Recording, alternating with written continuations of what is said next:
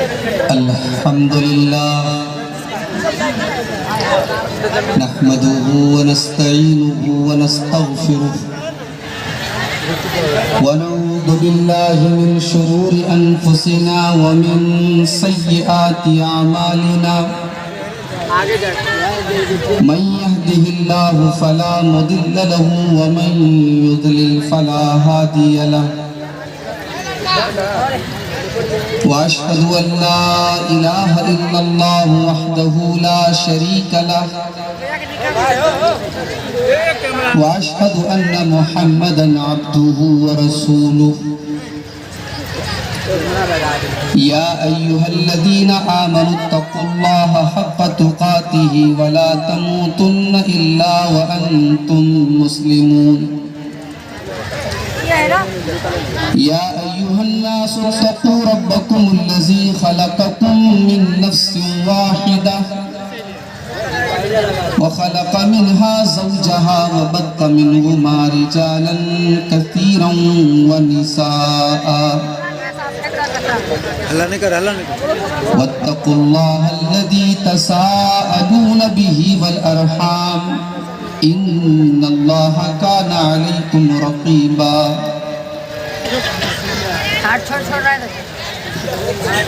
يا أيها الذين آمنوا اتقوا الله وقولوا قولا سديدا يصلح لكم أعمالكم ويغفر لكم ذنوبكم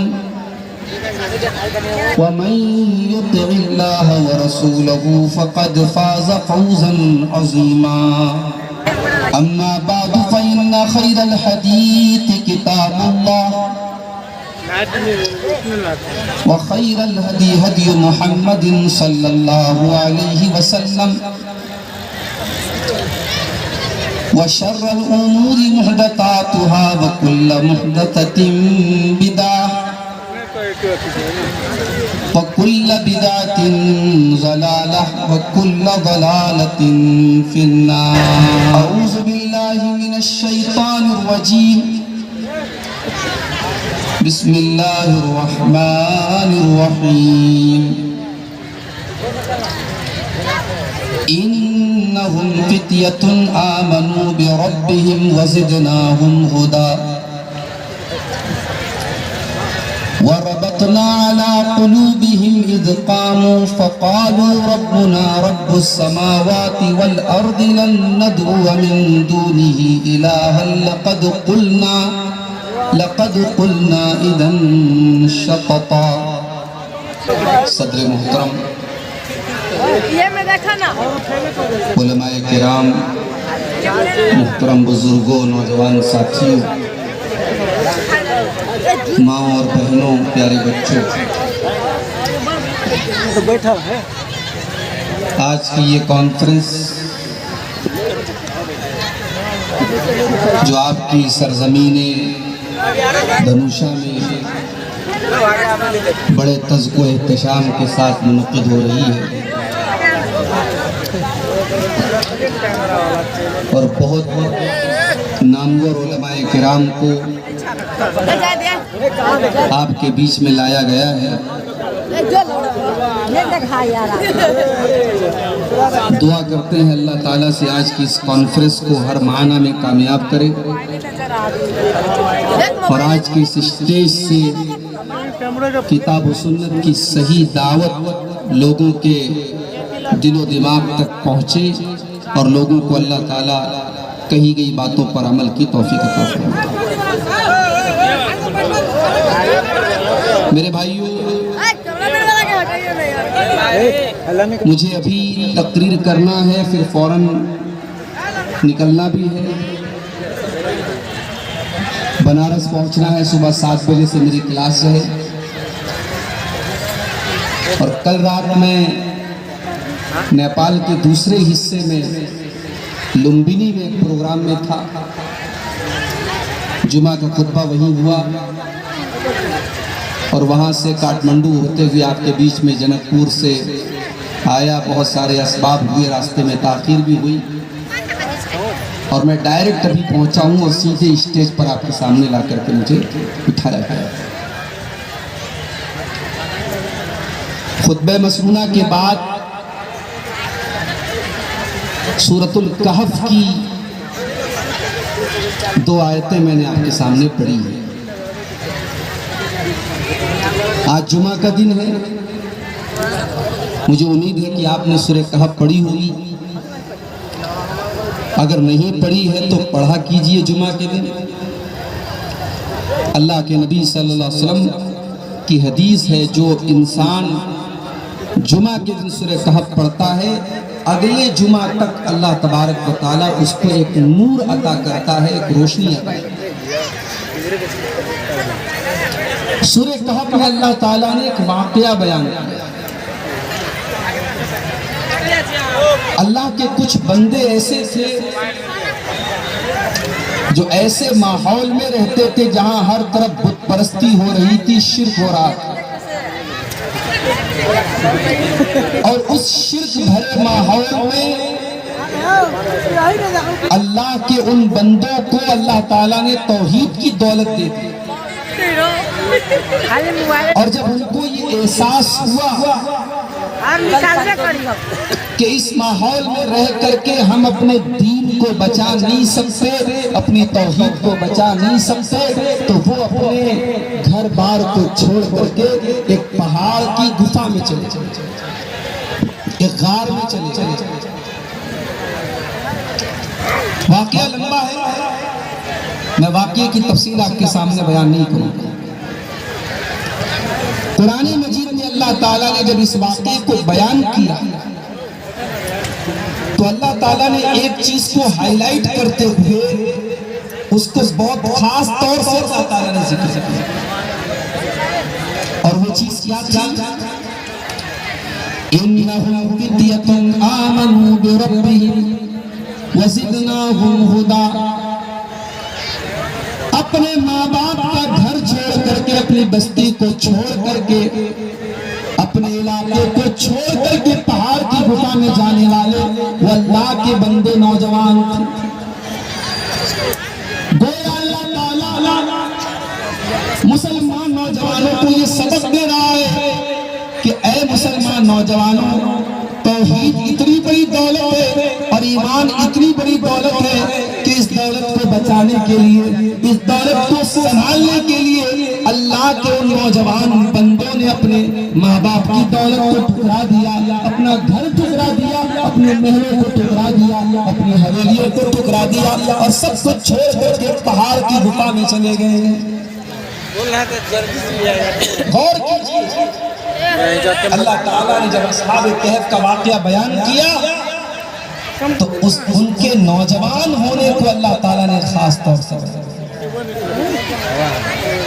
آج ہمارا نوجوان کہاں کھڑا ہے؟ ہماری نوجوان بہنیں کیا کر رہی ہیں؟ ہمارے نوجوان بھائی کیا کر رہے ہیں؟ کون سی ایسی برائی ہے، کون سی ایسی گندگی ہے، کون سا ایسا غلط کام ہے جو آج ہمارے نوجوان اس میں لپت نہیں ہے، جس میں مبتلا نہیں ہے؟ نوجوان کیسے ہوتے تھے؟ قرآن کریم میں اللہ تعالیٰ ابراہیم علیہ السلام کا واقعہ بیان کرتا ہے۔ ابراہیم علیہ السلام اپنی قوم کے بتوں کو توڑ دیتے ہیں، بڑے والے کو چھوڑ کے باقی سارے بتوں کو توڑ دیتے ہیں، اور قوم کے لوگ جب اپنے پتھر کے معبودوں کا یہ حال دیکھتے ہیں تو کیا کہتے ہیں؟ قالوا من فعل هذا بآلهتنا انه لمن الظالمین۔ کہتے ہیں وہ کون ہے جس نے ہمارے معبودوں کے ساتھ اتنا برا سلوک کیا ہے؟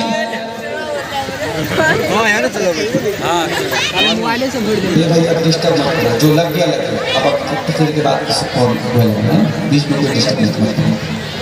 قالوا سمعنا فتى يذكرهم يقال له ابراہیم۔ قوم کے لوگوں نے کہا کہ ہم نے ایک نوجوان کو دیکھا ہے جس کا نام ابراہیم ہے اور وہی بتوں کی برائی بیان کرتا ہے۔ پتھر کے بتوں کو توڑنے کا کام کرنے والا اور اپنی جان کا رسک لینے والا اور اپنی زندگی کو خطرے خطرے میں ڈالنے والا ابراہیم علیہ السلام ایک نوجوان انسان تھے۔ میرے پیارے ساتھیوں، میرے نوجوان ساتھیوں، آپ نے اپنی جوانی کی قدر و قیمت کو نہیں جانا، آپ نے جوانی کی اہمیت کو نہیں جانا۔ جوانی کی عمر میں ابراہیم علیہ السلام اپنی قوم کے بتوں کو توڑ کر کے اپنی جان کو خطرے میں ڈالا۔ ہمارے یہاں تو صاحب کہا جاتا ہے جوانی تو مستانی ہوتی ہے، جوانی تو عیش کرنے کی عمر ہوتی ہے، جوانی تو منمانی کرنے کی عمر ہوتی ہے۔ نہیں میرے بھائی، جوانی انسان کی زندگی کا سب سے قیمتی ٹائم ہے۔ جوانی میں جس نے اللہ کو راضی کر لیا، جوانی میں جس نے توبہ کر لی، جوانی میں جس نے نماز کی پابندی کر لی، انشاءاللہ وہ ساری زندگی دین پر قائم ہے۔ جوانی انسان کی زندگی کا وہ خوبصورت ٹائم ہے جس کا حساب الگ سے دینا پڑتا ہے۔ جوانی کا حساب الگ سے اللہ تعالیٰ لے گا قیامت کے دن۔ اللہ کے نبی فرماتے ہیں لا تزول قدم ابن آدم من عند ربه یوم القیامہ، قیامت کے دن انسان اپنی جگہ سے ہل نہیں پائے گا، ٹس سے بس نہیں ہو پائے گا، حتیٰ یسألان خمس، جب تک 5 سوالوں کا جواب نہ دے دے۔ نمبر 1 عن عمری فیما افنا، میرے بندے تو نے اپنی زندگی کو کہاں گزارا؟ 50 سال کی، 60 سال کی، 70 سال کی میں تجھ کو زندگی دی تھی، تو نے اپنی زندگی کو کہاں گزارا؟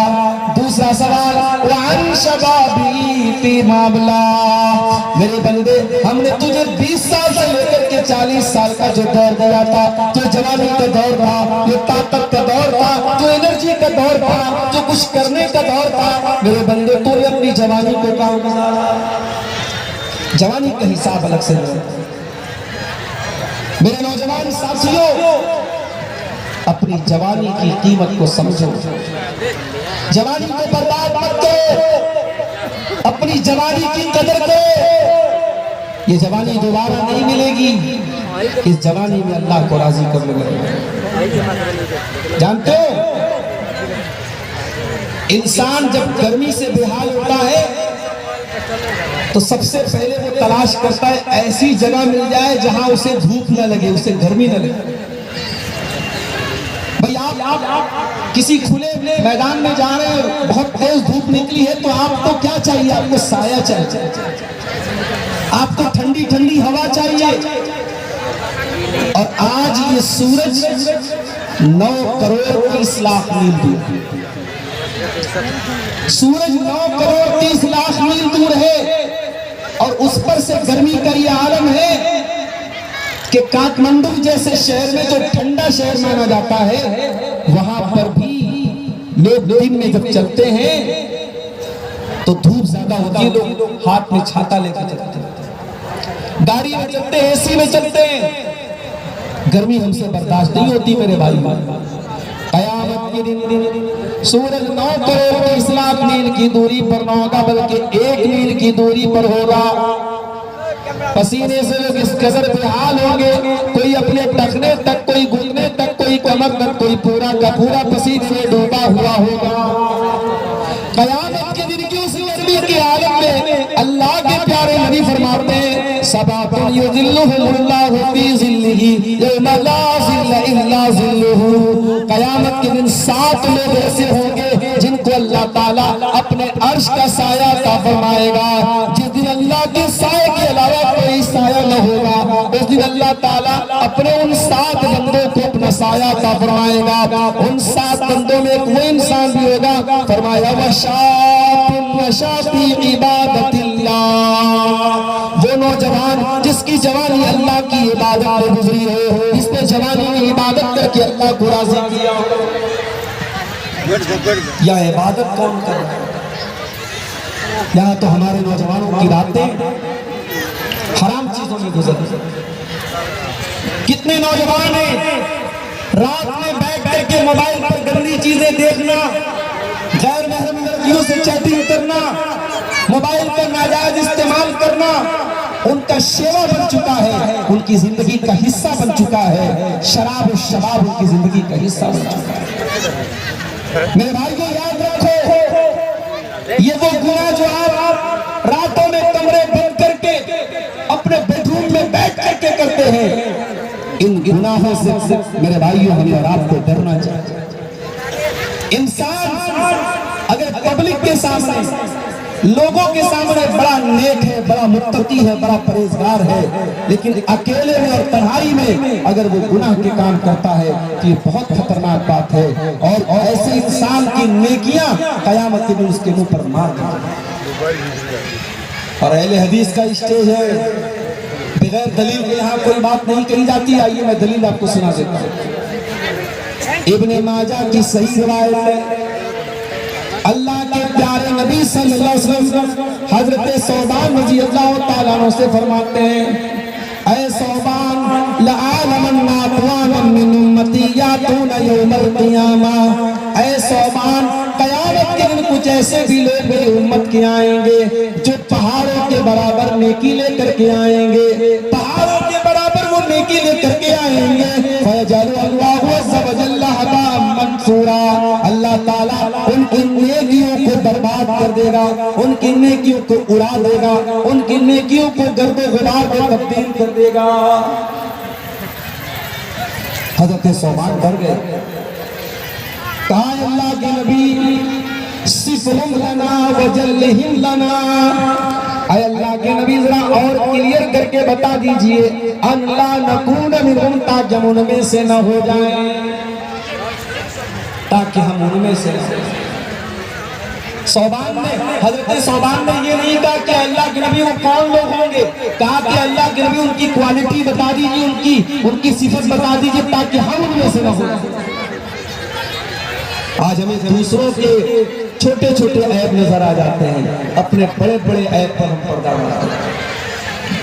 سوشل میڈیا کا دور ہے، فیس بک پر بیٹھ کر کے کمنٹ بازی کرنا، دوسروں کے کاموں پر کیچڑ اچھالنا، دوسروں کے کاموں میں کیڑے نکالنا، دوسروں کے صحیح کاموں پر تنقید کرنا، یہ آج ہماری فطرت بن چکی ہے۔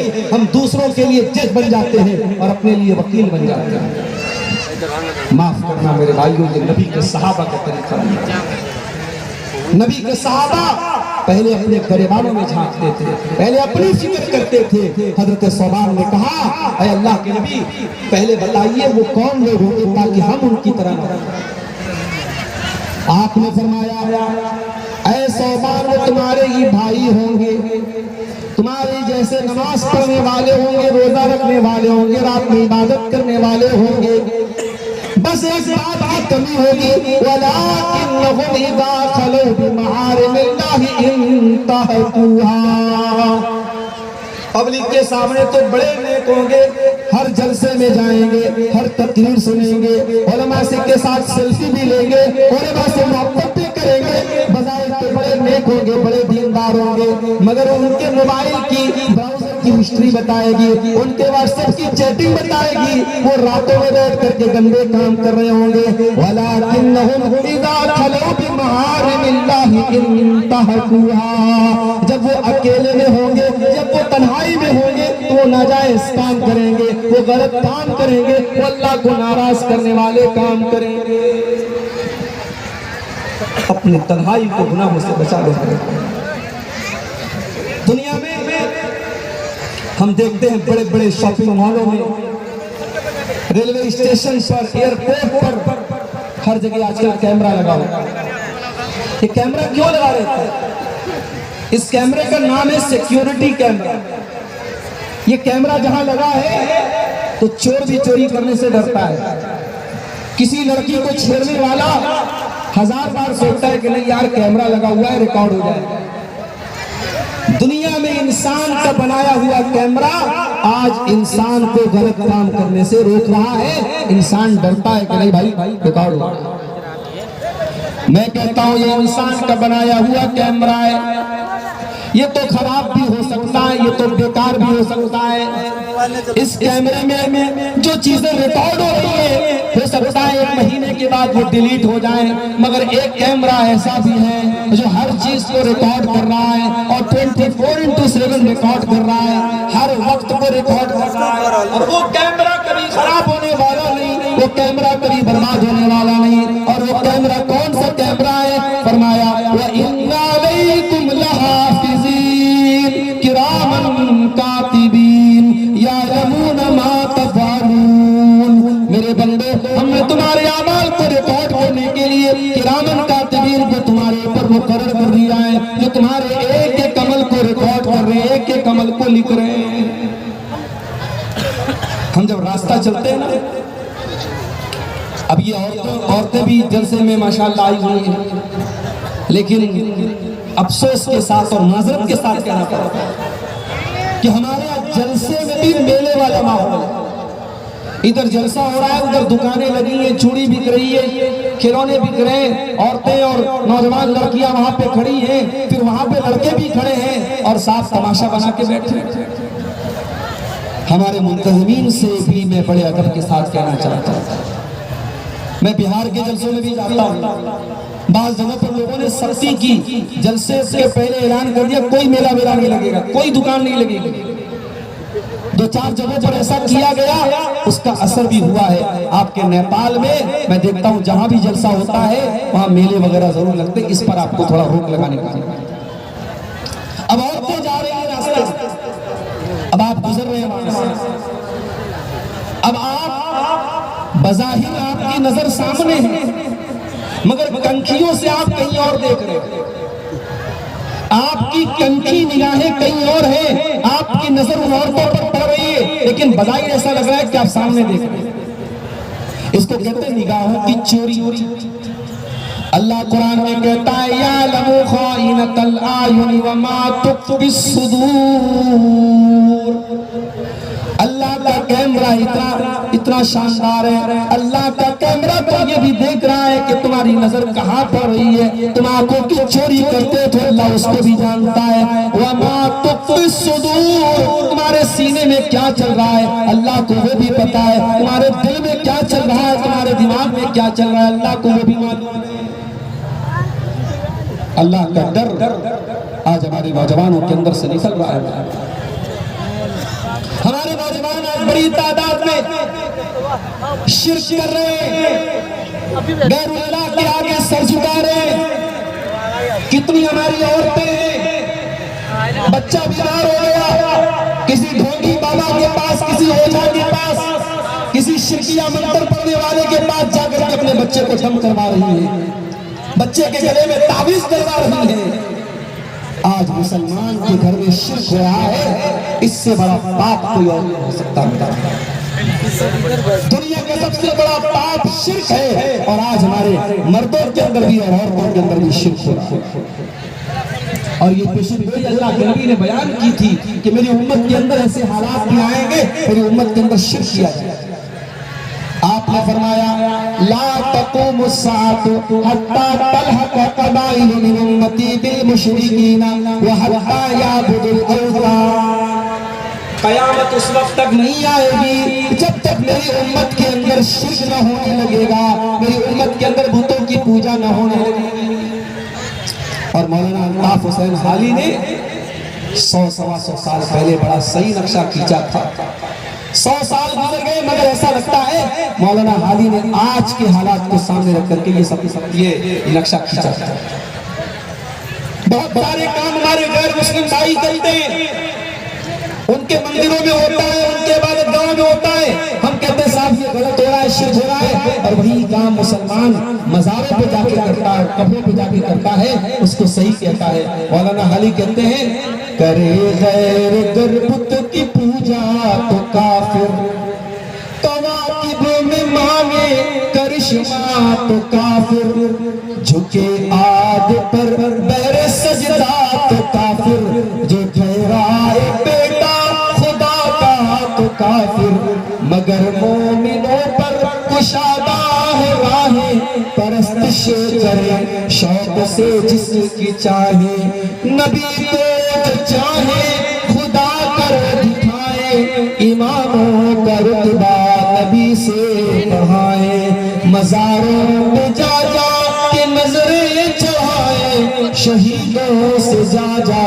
کے مانگے دعائیں، نہ توحید میں کچھ فرق اس سے آئے، نہ اسلام بگڑے نہ ایمان جائے۔ مسلمان کے گھر میں عاشق میرے بھائیوں سب سے پہلے اپنے گھروں کو شرک سے پاک۔ میں کہتا ہوں ہمیں اگر اپنے پریوار سے محبت گوارا کریں گے کہ ہم تو جنت میں چلے جائیں اور ہمارے بیوی بچے جہنم کی آگ میں چلے جائیں؟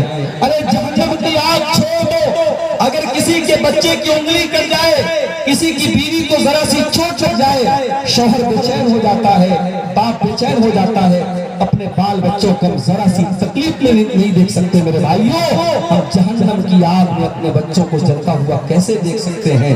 اس لیے اپنے بچوں کے ایمان کی فکر کرو، ان کے عقیدے کی فکر کرو، ان کی توحید کی فکر کرو، اور دیکھو کہ تمہارے بچے شرک تو نہیں کر رہے ہیں، تمہاری بیوی کہیں شرک تو نہیں کر رہی ہے، اگر کہیں ہو رہا ہے اس پر پہلے روک لگاؤ۔ میرے پیارے ساتھیوں، شرک کرنے والا اللہ کی توہین کرتا ہے، اللہ کی ناقدری کرتا ہے، شرک کرنے والا اللہ کو چھوڑ کر کے کسی اور سے مانگتا ہے، اللہ کی توہین کرتا ہے۔ اور اسی لیے اللہ سورہ حج کے اندر فرماتا ہے، ایک بڑی پیاری مثال دیتے ہوئے اللہ فرماتا ہے، یا ایھا الناس ضرب مثل فاستمعوا لہ، اے لوگوں اللہ تعالیٰ ایک مثال دے رہا ہے، غور سے سنو، ان الذین تدعون من دون اللہ لن یخلقوا ذبابا، تم اللہ کو چھوڑ دے کے جن کو پکارتے ہو وہ ایک مکھی پیدا کرنے کی طاقت بھی نہیں رکھتے، وَإِن يَسْلُبْهُمُ الذُّبَابُ شَيْئًا لَا يَسْتَنقِذُوهُ مِنْهُ، اور مکھی اگر ان کی کوئی کھانے پینے کی چیز لے کر کے چلی جائے وہ مکھی سے وہ چیز چھین نہیں سکتے۔ ذُو الطَّالِبُ وَالْمَطْلُوبُ، مانگنے والا بھی کمزور ہے اور جس سے مانگا جا رہا ہے وہ بھی کمزور ہے، کمزور سے مانگ رہا ہے، بندہ بندے سے مانگ رہا ہے۔ ما قدر اللہ حق قدرہ، اے لوگوں تم نے اللہ کی قدر نہ کی جیسے کرنی چاہیے۔ شرک کرنے والا اللہ کی ناقدری کرتا ہے، اللہ کی توہین کرتا ہے۔ اس لیے سب سے پہلے میرے بھائیوں اپنی توحید کی حفاظت کرو، اپنے دین کی۔ ہمارے نوجوان ایک بڑی تعداد میں آج ہمارے نوجوانوں کی ایک بڑی تعداد ایسی ہے جن کی زندگی کا کوئی مقصد نہیں، ان کی زندگی کا صرف 3 مقصد ہے، کھاؤ پیو انجوائے، کھانا پینا اور انجوائے کرنا یہ زندگی کا مقصد بنا کے بیٹھے ہیں۔ معاف کرنا میرے بھائی، کھانا پینا اور انجوائے کرنا یہ ہماری زندگی کا مقصد نہیں ہے۔ اگر یہ مقصد ہوتا تو پھر ہمارے اور جانوروں کے بیچ میں کیا فرق ہے؟ جانور بھی اپنی شہوت پوری کرتا ہے، جانور بھی کھاتا ہے پیتا ہے اور جانور بھی موج مستی کرتا ہے۔ ہم انسان ہیں اور اللہ نے ہمیں اور آپ کو کیوں پیدا کیا؟ اللہ نے قرآن میں فرمایا وَمَا خَلَقْتُ الْجِنَّ وَالْإِنسَ إِلَّا لِيَعْبُدُونِ، میں نے جنات اور انسان کو اپنی عبادت کے لیے پیدا کیا ہے۔ قُلْ إِنَّ صَلَاتِي وَنُسُكِي وَمَحْيَايَ وَمَمَاتِي لِلَّهِ رَبِّ العالمین، اے نبی آپ بتا دیجئے میرا جینا اور میرا مرنا اللہ تعالیٰ کے لیے ہے، میں اللہ تعالیٰ کے لیے جیتا ہوں اور اللہ تعالیٰ کے لیے مروں گا، میری نماز اللہ تعالیٰ کے لیے، میری قربانی اللہ تعالیٰ کے لیے۔ میرے بھائیوں ہماری زندگی کا مقصد اللہ کو راضی کرنا ہے، اور اگر یہ مقصد ہم پورا نہیں کر رہے ہیں تو معاف کیجئے گا ہماری زندگی بیکار ہے۔ دنیا کی ہر چیز اپنے مقصد کو جب پورا نہیں کرتی ہے ہم اسے اٹھا کے پھینک دیتے ہیں، اور جو چیز اپنے مقصد کو سمجھتی ہے وہی کامیاب ہوتی ہے۔ کبھی آپ غور کیجئے، آپ موبائل استعمال کرتے ہیں، موبائل پر آپ فیس بک چلاتے ہیں، موبائل پر واٹس ایپ چلاتے ہیں، موبائل پر ویڈیو دیکھتے ہیں، موبائل پر کیلکولیٹر بھی ہے، موبائل پر گیم بھی ہے، موبائل پر الا بلا بہت ساری چیزیں ہیں، مگر کبھی آپ غور کیجئے جب موبائل پر کال آتی ہے، جب کسی کا فون آتا ہے ویڈیو پیچھے چلا جاتا ہے، فیس بک پیچھے چلا جاتا ہے، واٹس ایپ پیچھے چلا جاتا ہے، کال اوپر آ جاتی ہے، کیونکہ موبائل کو بھی پتا ہے کہ میرا اصل مقصد کال کرنا اور ایک دوسرے سے بات کرنا ہے، موبائل پر کال اوپر آ جاتی ہے۔ میرے بھائیوں کیا یہ افسوس کی بات نہیں ہے کہ ایک موبائل کو تو پتا ہے کہ میرا مقصد ہے، میرا مقصد کیا ہے، میری تخلیق کا مقصد کیا ہے، مجھے کیوں بنایا گیا ہے؟ اور اس سے بڑھ کے بدنصیبی کیا ہوگی کہ انسان کو اپنی زندگی کا مقصد نہ پتا ہو اور انسان صرف کھانے کمانے اور انجوائے کرنے اور موج مستی کرنے میں اپنی زندگی گزار دے۔ میرے نوجوان ساتھیوں اپنی زندگی کے مقصد کو پہچانیں اور آگے بڑھیے۔ ہمارے کچھ نوجوان ایسے بھی ہیں جو دنیا کمانے کے چکر میں اتنے بزی ہو گئے کہ ان کو آخرت کے لیے کوئی ٹائم نہیں ملتا۔ ان کا کاروبار چل رہا ہے، ان کی دکان چل رہی ہے، ان کی جاب چل رہی ہے، 5 ٹائم کی اذان مسجد میں ہو رہی ہے، مؤذن بار بار کہہ رہا ہے حی علی الصلاۃ حی علی الفلاح، مؤذن نماز کی طرف بلا رہا ہے، مؤذن کامیابی کی طرف بلا رہا ہے۔ یہ دکان چھوڑ کے جانے کو تیار نہیں ہے، یہ کاروبار چھوڑ کے جانے کو تیار نہیں ہے، یہ دنیا میں اتنا مگن ہے اپنی آخرت کے بارے میں ایک پل کے لیے بھی نہیں سوچ رہا ہے۔ میرے پیارے بھائیو، اللہ کے نیک بندے وہ ہیں جو کاروبار بھی کرتے ہیں، جو تجارت بھی کرتے ہیں، جو اپنی دنیا کے لیے فکر کرتے ہیں، لیکن آخرت کو سب سے اوپر رکھتے ہیں۔ اللہ نے قرآن میں فرمایا رجال لا تلہیہم تجارت ولا بیع عن ذکر اللہ، میرے متقی بندے وہ ہیں، میرے نیک بندے وہ ہیں جن کا کاروبار کو اللہ کے ذکر سے غافل نہیں کرتا، جن کی تجارت ان کو نماز سے غافل نہیں کرتی ہے۔ یخافون یوما تتقلب فیہ القلوب والابصار، وہ قیامت کے دن سے ڈرتے ہیں، وہ اس دن سے ڈرتے ہیں جس دن کلیجے ہل جائیں گے، جس دن آنکھیں اپنی جگہ سے ہٹ جائیں گی اور دل اپنی جگہ سے ہٹ جائیں گے۔ قیامت کے دن کا ڈر اگر دل میں ہوگا میرے بھائیو، انسان آخرت کی فکر کرے گا، انسان دنیا کے لیے دنیا کے اندر اتنا ڈوب نہیں جائے گا کہ آخرت کو بھول جائے گا۔ آج افسوس کی بات ہے، ہمارے بہت سارے نوجوان ایسے ہیں، ان کے پاس دنیا کی بڑی نالج ہے، ان سے آپ پالیٹکس کی بات کر لو بڑی نالج ہے، دنیا کی باتیں پوچھ لو بڑی نالج ہے، کرکٹ کے بارے میں پوچھ لو بہت جانکاری ہے، بالی ووڈ کی فلموں کے بارے میں پوچھ لو بہت جانکاری ہے، مگر نماز کا طریقہ پوچھ لو نہیں معلوم۔ کتنے نوجوان ایسے ہیں باپ مر جائے باپ کے جنازے پر کھڑے ہو کر کے جنازے کی نماز پڑھنے کا طریقہ بھی ان کو نہیں آتا ہے، ان کو جنازے کی دعائیں بھی نہیں آتی ہے۔ میرے پیارے ساتھیوں، اس سے بڑھ کے بدنصیبی کیا ہو سکتی ہے؟ ایک مسلمان اس قدر دین سے دور ہو، اسے اپنے دین کا بیسک علم ملا ہو، اس سے بڑھ کے بدنصیبی کیا ہو سکتی ہے؟ اللہ قرآن میں کہتا ہے یعلمون ظاہرا من الحیات الدنیا وهم عن الآخرۃ هم غافلون۔ کچھ لوگ ایسے ہیں جو دنیا کے بڑے جانکار ہوتے ہیں، دنیا کی بڑی نالج ان کے پاس ہوتی ہے، لیکن آخرت سے بالکل دور ہوتے ہیں، بالکل غافل ہوتے ہیں۔ اور آگے ہمارے نوجوانوں میں ایک بڑی تعداد ایسے نوجوانوں کی بھی ہے جو زناکاری اور بدکاری کی گندگی میں ملوث ہے، اور میں نیپال کی سرزمین پر بیٹھ کر بڑے بہت اعتماد کے ساتھ یہ بات کر رہا ہوں کہ آج ہمارے نوجوان لڑکے اور لڑکیوں کو زناکاری اور بدکاری کے گڈھے کی طرف لے کے جایا جا رہا ہے۔ میرے پیارے نوجوان ساتھیوں، اگر اپنے نبی سے محبت کرتے ہو، اگر اپنے نبی سے پیار کرتے ہو، تو آپ کے پیارے نبی نے دو چیزوں کی گارنٹی آپ سے مانگی ہے، اور اس گارنٹی کو اگر آپ نے پورا کر دیا تو جنت کی گارنٹی دی ہے۔ اللہ کے پیارے نبی کیا فرماتے ہیں؟ من یضمن لی ما بین لحیہ وما بین رجلیہ اضمن لہ الجنہ۔ جو مجھے اپنی زبان کی گارنٹی دے دے اور جو مجھے اپنی شرمگاہ کی گارنٹی دے دے، میں اسے جنت کی گارنٹی دیتا ہوں۔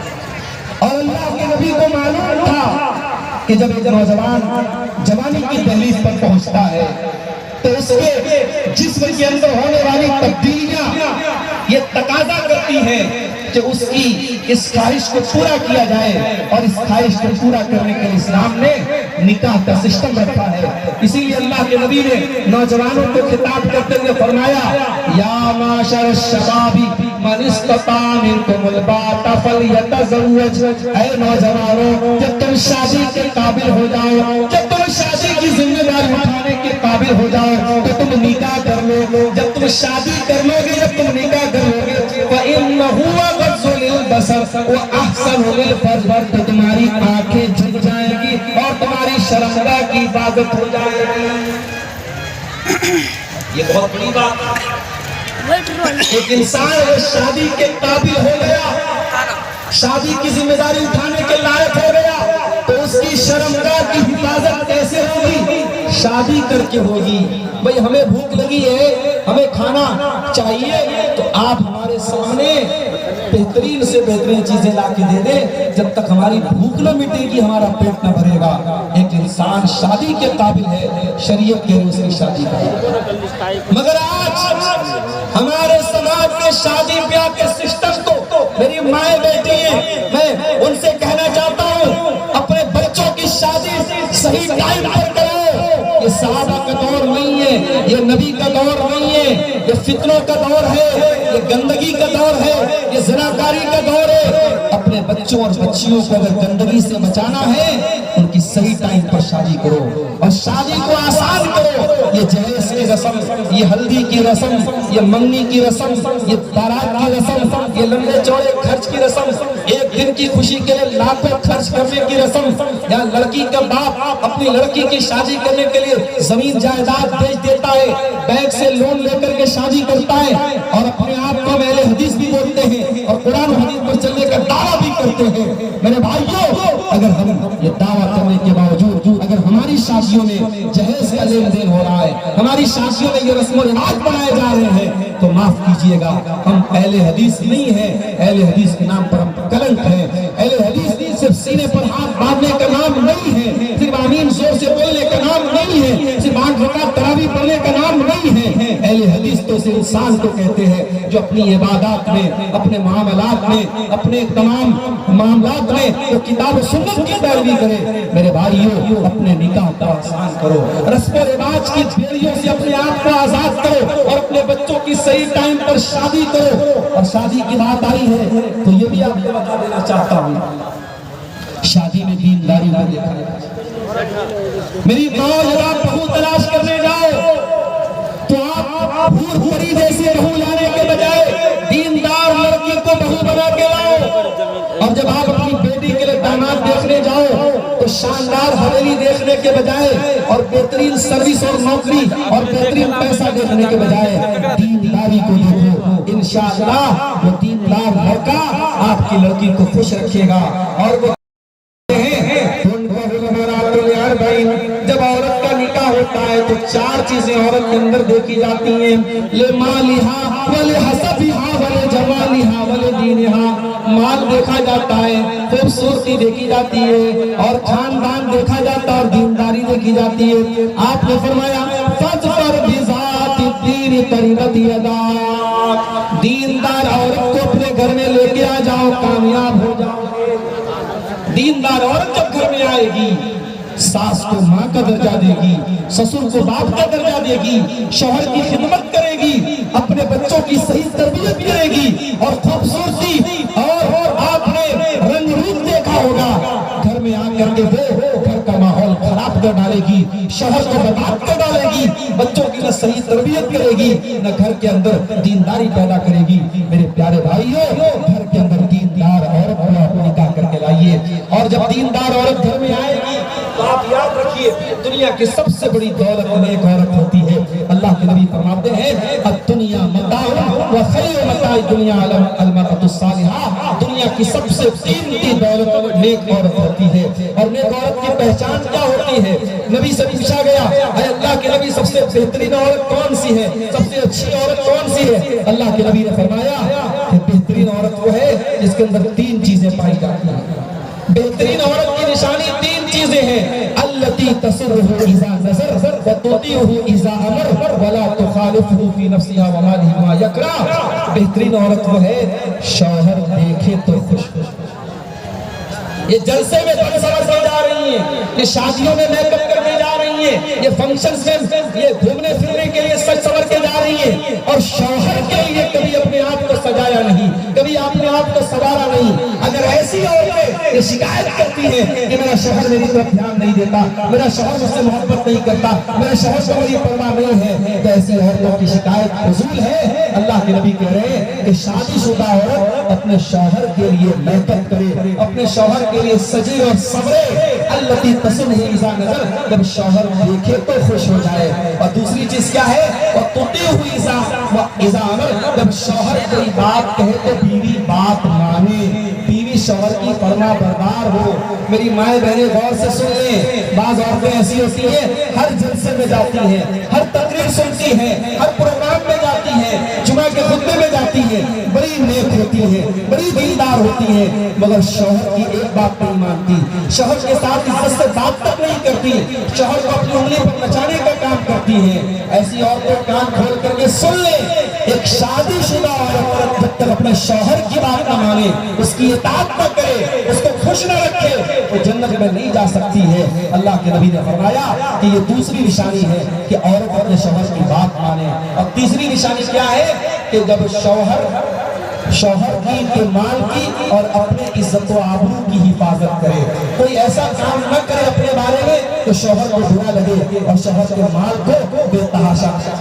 तो मेरे भाइयों, निकाह के मौके पर आप दीनदारी को तरजीह दीजिए। और मैं यहाँ ये भी बता देता हूँ आपको, बाज लोग क्या करते हैं साहब, बेटी की शादी ऐसे परिवार में करते हैं, लड़का शराबी है, लड़का बदकार है, लड़का कब्र परस्त है, और ये अपनी बेटी की शादी उस लड़के से करता है। और पूछो क्यों करता है, तो कहते साहब लड़के का खानदान बड़ा अच्छा था, लड़के का घर बहुत अच्छा था, लड़का सरकारी नौकरी में था, लड़का बहुत पैसे वाला था। ये सारी चीजें देख करके आपने अपनी बेटी की शादी किसी शराबी से, किसी जानी से और किसी मुशरिक से कर दी। मेरे भाइयों, एक बकरी का बच्चा भी हम पालते हैं और कभी उसे बेच देते हैं तो सोचते हैं कि इसको हमने बड़ी मोहब्बत से पाला है, ऐसे इंसान को बेचे उस बकरी के बच्चे को के ऊपर जुल्म न करे। जानवर के ऊपर भी हम तरस खाते हैं, अपनी फूल जैसी बच्चियों को पालते हो, पोसते हो, उनके हर शौक और अरमान पूरे करते हो, और जब वो बेटी शादी के काबिल हो जाए तो किसी भी ऐरे गैर नत्तू खैर के हवाले कर देते हो, किसी शराबी के हवाले कर देते हो, किसी जानी के हवाले कर देते हो। माफ करना मेरे भाइयों, तुमसे अच्छे तो अरब के वो लोग थे जो अपनी बेटियों को पैदा होने के बाद जमीन में जिंदा दाग देते थे, आपने जवान होने के बाद अपनी बेटियों को जहन्नम में डाला है। नहीं मेरे भाइयों, जब बेटियों का रिश्ता देखने जाओ तो शराबी और जानी से अपनी बेटियों का रिश्ता न करो। आज लोग कहते साहब हमारी बेटी जाके माहौल सही कर देगी, हमारी बेटी सुधार देगी, हमारी बेटी शराबी को सही कर देगी, जानी को सही कर देगी। माफ करना मेरे भाइयों, आपकी बेटी कोई सर्फ एक्सेल नहीं है, कोई एरियल पाउडर नहीं है, वो लोगों की गंदगी को जाके साफ करेगी, वो शराबी को जाके सही कर देगी। मैंने रोते हुए देखा है बेटियों को, माँ बाप की गलती की सजा बेटियों को रोते हुए और भुगतते हुए मैंने देखा है। जब आप अपनी बेटी के लिए दामाद देखने जाएं तो दीनदारी को देखा करें मेरे भाइयों, दीनदार और नेक लड़के को अपना दामाद बनाएं। अल्लाह के प्यारे नबी फरमाते हैं, इदा खतबैनकुम मिम्मन तरदौन दीनहु व खुलकहु फज़व्विजूहु। जब तुम्हारी बेटी के लिए ऐसा रिश्ता आ जाए, लड़का दीनदार है, लड़का बाअखलाक है, लड़का अच्छा है, फज़व्विजूहु, तो तुम अपनी बेटी की शादी उससे कर दो। इल्ला तफअलू, अगर तुम ऐसा नहीं करोगे तो तकुन फितनतुन फिल अर्द, तो जमीन के अंदर फितना फसाद फैल जाएगा, जमीन के अंदर बिगाड़ फैल जाएगा। और आज वो बिगाड़ फैल चुका है मेरे प्यारे साथियों।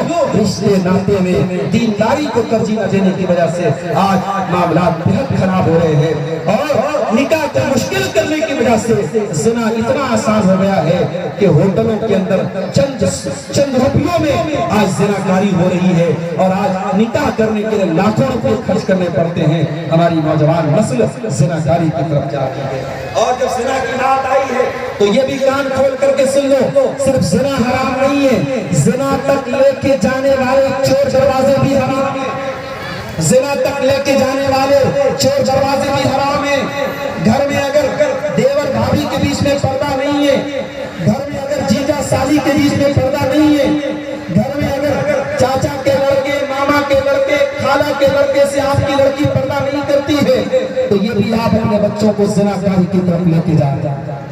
मेरे भाइयों, जिस तरीके से आप अपने मोहल्ले के और समाज के लड़कों से अपनी जवान बेटी को बचाते हैं, उसके खाला के लड़के, उसके मामू के लड़के, उसके चाचा के लड़के भी उसके लिए गैर महरम हैं, और उनसे भी आपको बचाना है।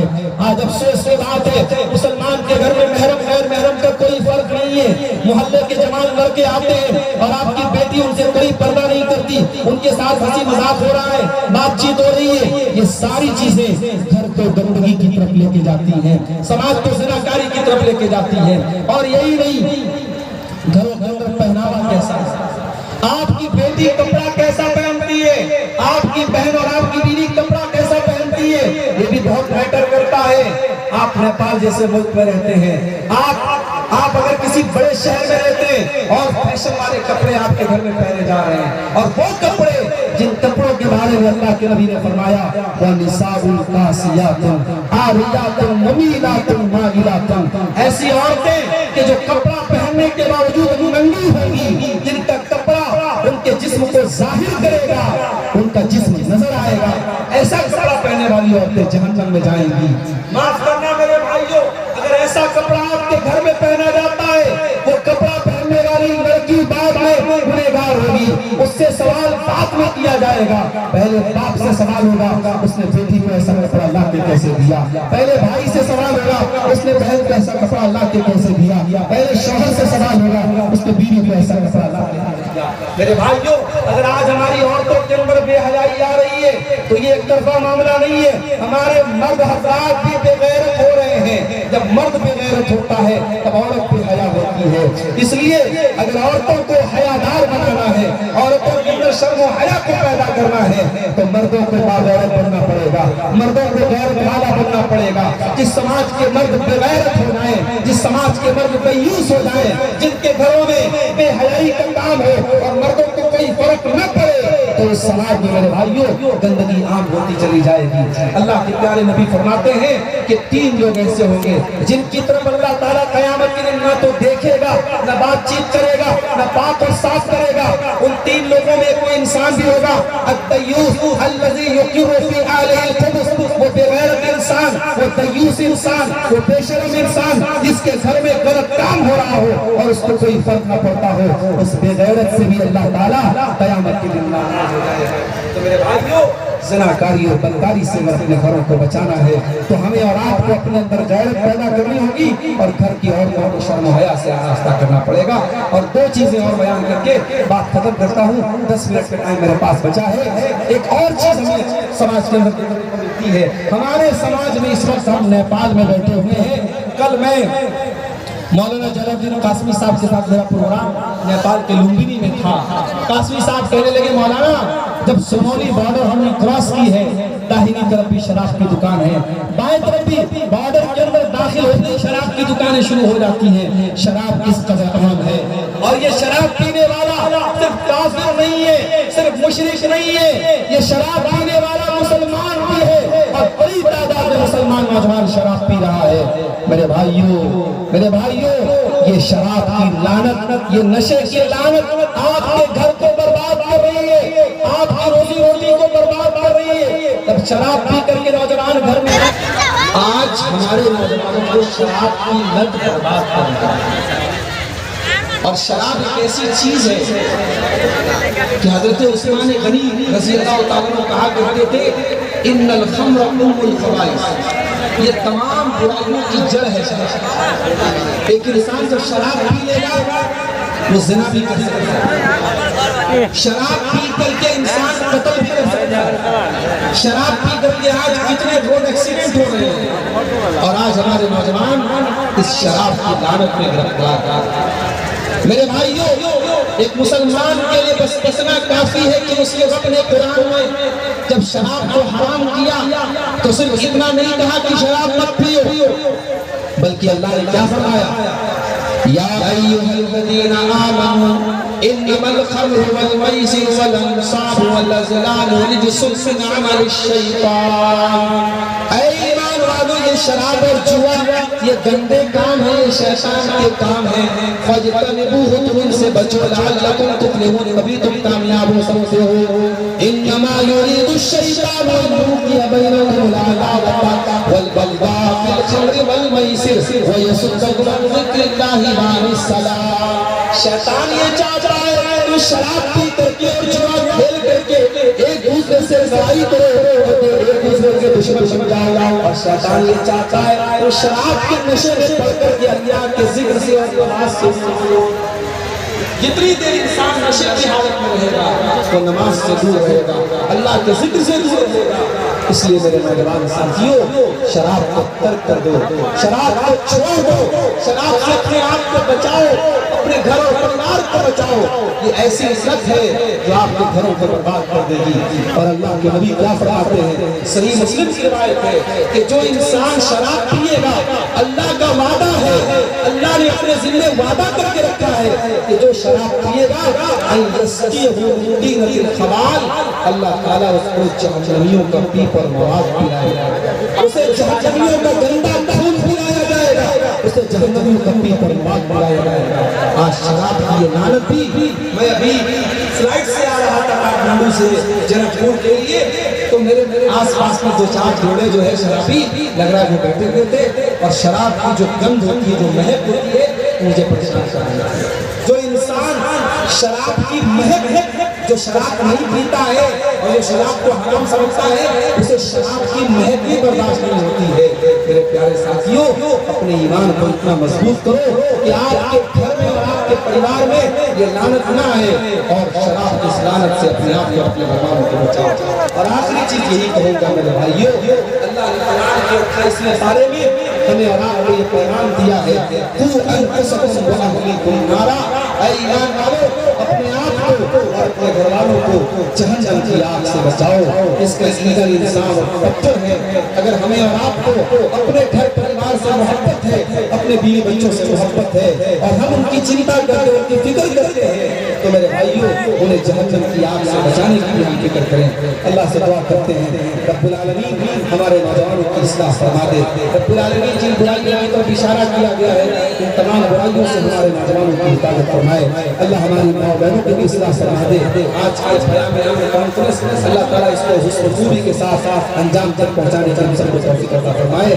اللہ ہم سب کو فعل سنت عمل کی توفیق دے۔ آمین۔ وآخر دعوانا الحمدللہ رب العالمین۔